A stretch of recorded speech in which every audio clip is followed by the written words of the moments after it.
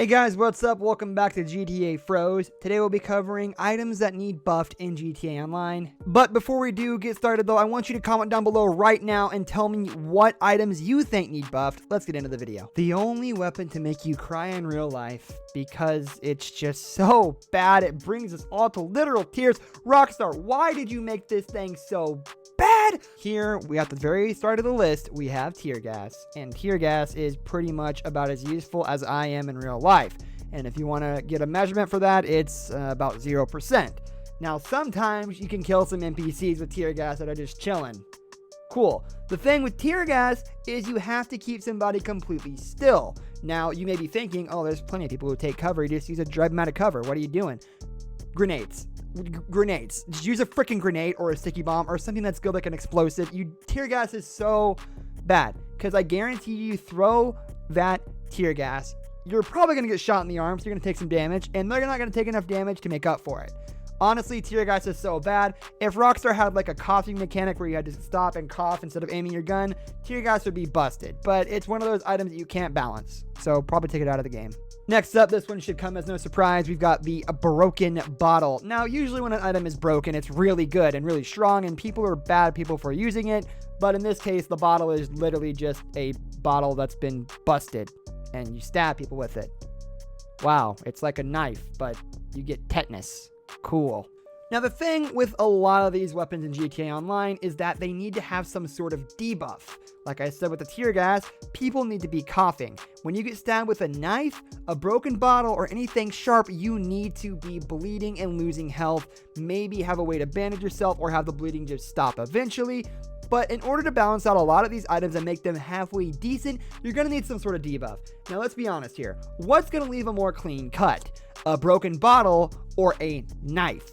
I think the knife should do higher base damage and cause a slight bleed, but the broken bottle should do relatively low base damage with the actual stab, but give a big bleed because it's a broken bottle that's entering a giant circle into your body. That's gonna hurt. I've never been stabbed by a broken bottle, to my memory, but that's gonna hurt a lot and make you bleed a lot. So that's what we need to balance it with, is just a bleed effect. It's all you need. But right now, as it is, it's garbage. Bad.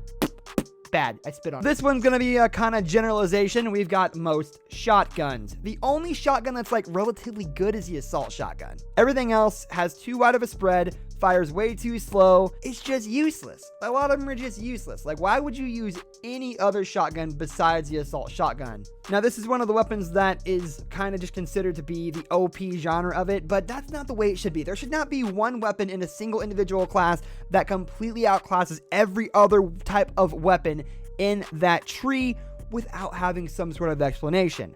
Like a double barrel is obviously going to be the worst garbage because it's got 2 shots. Okay, that's fair.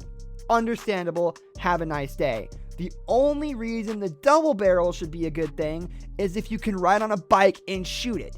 But that's what the sawed-off is for. So the double barrel, of course, is going to be garbage. It's going to stay garbage. There is no reason that the sweeper and anything else like that that's also a semi-automatic shotgun should be just completely useless compared to the assault shotgun. There is absolutely no reason it should be outclassed this much. It's not like a slight difference. It's a huge difference. Most shotguns are bad. Assault shotgun, only one that's good. Next up, we've got fire damage. And for some absolute reason, whenever people catch on fire in GTA Online, and I mean players, not NPCs, they don't freak out.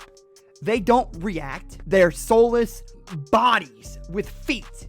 I guess all bodies have feet for the most part, but they just don't do anything. They just stand there and take health damage. It's like, what? Fire damage is literally useless. There needs to be some sort of effect where you can't aim right, because if you can aim down your sights while you're burning to death and you're staying still, you don't feel pain. You are the kind of kid to walk up to the stove, and instead of just grabbing the hot stove, you grabbed a pot of boiling water and you smack yourself in the face with it, and you didn't feel anything. Why? Give fire damage some sort of debuff where it's some form of crowd control where they're freaking out because they're on fire. Because if you're on fire, you should be stop, dropping, and rolling, and we're even.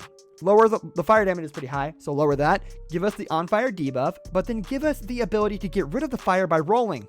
Oh my god, it's like I should be a game designer. I'm crazy. That's gonna do it for today's video, guys. Thank you for watching. If you enjoyed the video, leave a like on the video and don't forget to subscribe to our channel so you don't miss out on any of our videos in the future. I'll catch you next time. Goodbye.